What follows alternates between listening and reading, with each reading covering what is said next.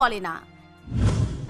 এভাবেই দেখতে দেখতে সময় কাটে, আর সময়ের সঙ্গে সঙ্গে টিনা দেবীর একমাত্র মেয়ে পূজার জন্য খুব ভালো এক পাত্রের সম্বন্ধ আসে।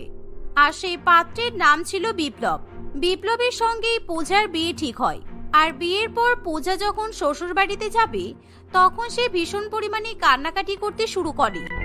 মা, তাহলে তো আমি আর আজ থেকে তোমার হাতের মটর পনির খেতে পারবো না। কিন্তু হ্যাঁ, আমি বাড়িতে এলেই তুমি আমাকে মটর পনির রান্না করে খাওয়াবে। তা না হলে তোমাকে আমি আমার শ্বশুর বাড়িতে ডেকে নেব। তুমি প্রত্যেকদিন আমার শ্বশুর বাড়িতে গিয়ে মটর পনির রান্না করে দিয়ে আসবে। তুই এখনো মটর পনিরের কথা ভুলতে পারছিস না?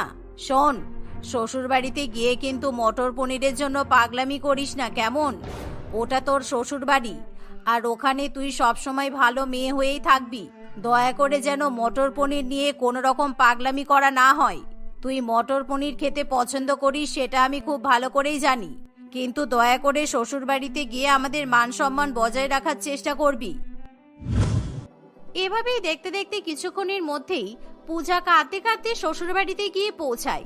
আর শ্বশুর বাড়িতে যাওয়ার পর 4-5 দিন কেটে গেলেও পূজা এখনো পর্যন্ত মটর পনির খেতে পারে না।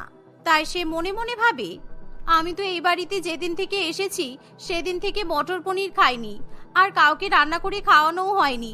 তাই আজকে আমি মটর পনির, লুচি, তরকারি আরো অনেক কিছু রান্না করব। এই ভেবে পূজা রান্নাঘরে যায়। আর সে সকালের খাবারে মটর পনির, লুচি, আলুর তরকারি, আলুর দম